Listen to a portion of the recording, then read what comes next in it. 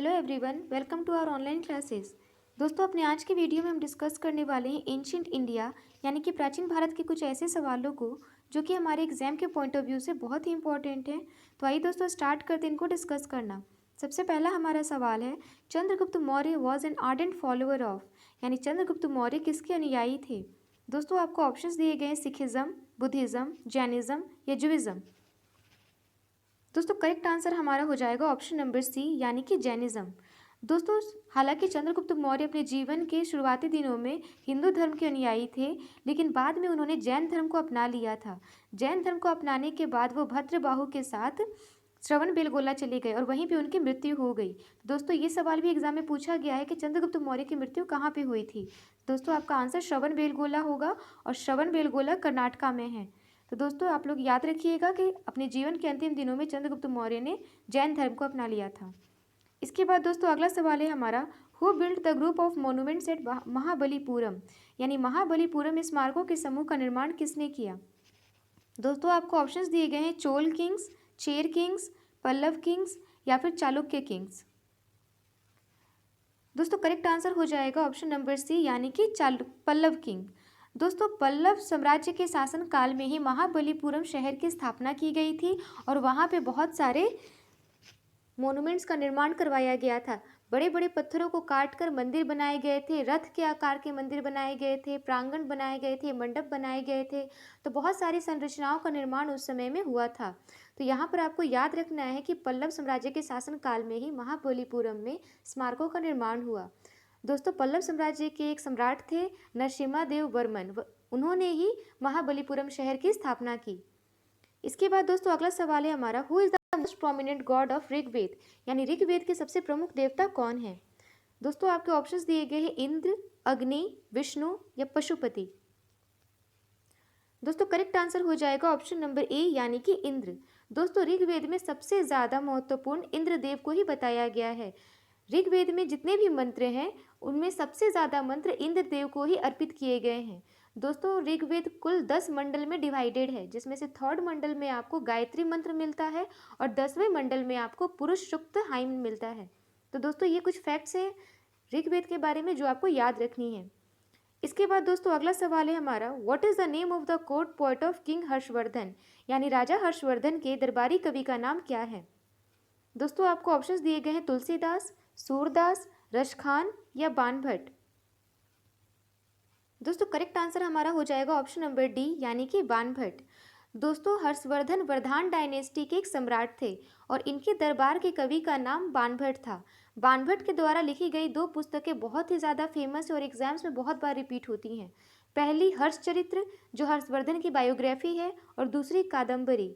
दोस्तों ये दोनों ही पुस्तक एग्जाम के पॉइंट ऑफ व्यू से बहुत इंपॉर्टेंट है, बहुत बार एग्जाम में पूछी गई हैं। तो दोस्तों याद रखिएगा ये दोनों ही बाणभट्ट के द्वारा लिखी गई हैं। इसके बाद दोस्तों अगला सवाल है हमारा, a collective term used by the Jain for their sacred books is, यानी जैनियों द्वारा उनके पवित्र पुस्तकों के लिए उपयोग किया जाने वाला एक सामूहिक शब्द क्या है।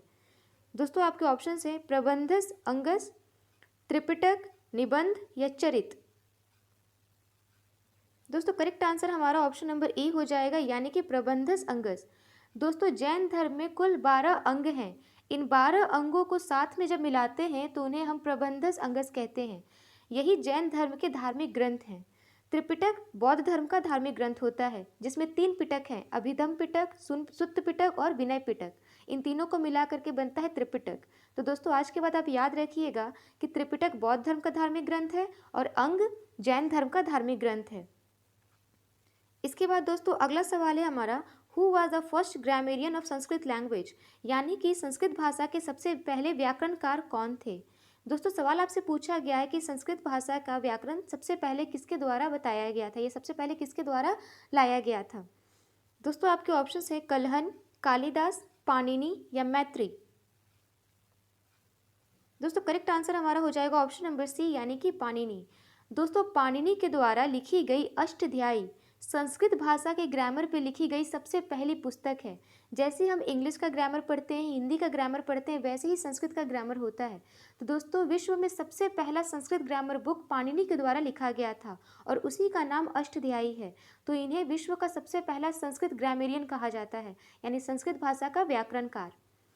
दोस्तों इसके बाद अगला सवाल है हमारा, the official language of Mauryan court was, यानी कि मौर्य दरबार के भाषा का क्या नाम है, यानी मौर्य साम्राज्य के शासनकाल में दरबार में किस भाषा का उपयोग होता था। दोस्तों आपको ऑप्शंस दिए गए हैं मगधी, पाली, मैथिली या संस्कृत। दोस्तों करेक्ट आंसर हो जाएगा ऑप्शन नंबर ए यानी कि मगधी। इसके बाद दोस्तों अगला सवाल है हमारा, Gandhara school of art was established during the reign of, यानी कि गंधार स्कूल ऑफ आर्ट किस शासन काल के दौरान विकास हुआ था। दोस्तों आपको ऑप्शंस दिए गए हैं सुंग, गुप्त, कुषाण या मौर्य। दोस्तों करेक्ट आंसर हमारा हो जाएगा ऑप्शन नंबर सी यानी कि कुषाण। दोस्तों कुषाण साम्राज्य के सबसे फेमस शासक का नाम कनिष्क है और इन्हीं के शासनकाल के दौरान गंधार स्कूल ऑफ आर्ट बहुत ज़्यादा फेमस हुआ था। दोस्तों गंधार स्कूल ऑफ आर्ट एक ऐसा कॉम्बिनेशन ऑफ आर्ट यानी 2-3 तरीके के आर्ट को एक साथ मिला करके बनाया गया है, जिसमें रोमन आर्ट भी है, ग्रीस का भी आर्ट है और इसके अलावा इंडियन आर्ट और हेलेनिस्टिक आर्ट का भी कॉम्बिनेशन देखने को मिलता है। तो दोस्तों इन सभी आर्ट का एक फ्यूजन है गंधार स्कूल ऑफ आर्ट और यह कुषाण के शासनकाल में विकसित हुआ था। इसके बाद दोस्तों अगला सवाल है हमारा, the last Mauryan emperor was, यानी अंतिम मौर्य सम्राट कौन था। दोस्तों आपको ऑप्शंस दिए गए हैं कुणाल, जलोक, संप्राति या बृहद्रथ। दोस्तों ये सवाल बहुत ही इंपॉर्टेंट है और इस साल के सीजीएल में भी ये सवाल पूछा गया था। दोस्तों यहाँ पर आपका करेक्ट आंसर हो जाएगा ऑप्शन नंबर डी यानी कि बृहद्रथ। दोस्तों मौर्य साम्राज्य के अंतिम शासक का नाम बृहद्रथ था। इसके बाद दोस्तों अगला सवाल है हमारा, the most commonly used coin during the Mauryan period was, यानी मौर्य के दौरान मौर्य शासन काल के दौरान सबसे अधिक इस्तेमाल किया जाने वाला सिक्का कौन सा है। दोस्तों आपके ऑप्शन है सुवर्ण, काकिनी, निष्क या करसपाना। दोस्तों ये सारे ही सिक्के लगभग मौर्य साम्राज्य के शासनकाल के दौरान चलाए जाते थे। इनमें से सबसे ज़्यादा अधिक इस्तेमाल होने वाला सिक्का कौन सा है, ये आपको आंसर देना है। दोस्तों करेक्ट आंसर हमारा ऑप्शन नंबर डी हो जाएगा करसपाना। दोस्तों करसपाना मौर्य साम्राज्य में सबसे ज़्यादा इस्तेमाल में था और यह एक प्रकार का चांदी का सिक्का हुआ करता था। इसके बाद दोस्तों अगला सवाल है हमारा, Megasthenes indica deals with the history of. दोस्तों मेगास्थनीज एक ग्रीक एम्बेसडर थे, यानी ग्रीस से आए हुए राजदूत थे। सवाल आपसे पूछा गया है कि इनके द्वारा लिखी गई पुस्तक इंडिका किसके इतिहास के बारे में है। दोस्तों ऑप्शंस दिए गए हैं आपको गुप्ता, चोल, सातवाहन या मौर्य। दोस्तों करेक्ट आंसर आपका हो जाएगा ऑप्शन नंबर डी यानी कि मौर्य। दोस्तों चंद्रगुप्त मौर्य के दरबार में ही ग्रीस के राजदूत मेगास्थनीज आए थे और उन्होंने उसके पूरे साम्राज्य में शासनकाल की व्यवस्था के ऊपर एक पुस्तक लिखी थी जिसका नाम था इंडिका। इसके बाद दोस्तों अगला सवाल है हमारा, which was the only in the city without citadel, यानी कि सिंधु घाटी सभ्यता का वह कौन सा शहर है, एकमात्र शहर है जिसमें किला नहीं था। दोस्तों आपको ऑप्शंस दिए गए हैं कालीबंगा, हड़प्पा, मोहनजोदारो या चन्हुदारो।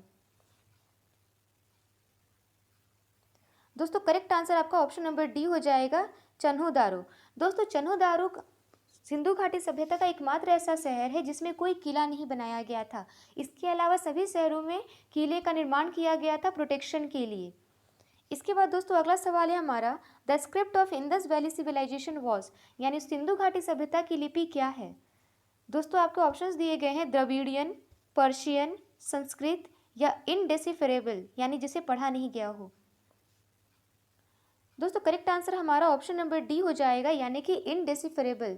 दोस्तों सिंधु घाटी की सभ्यता की लिपि को आज तक नहीं पढ़ा गया है, उसे अभी तक डिकोड नहीं किया गया है।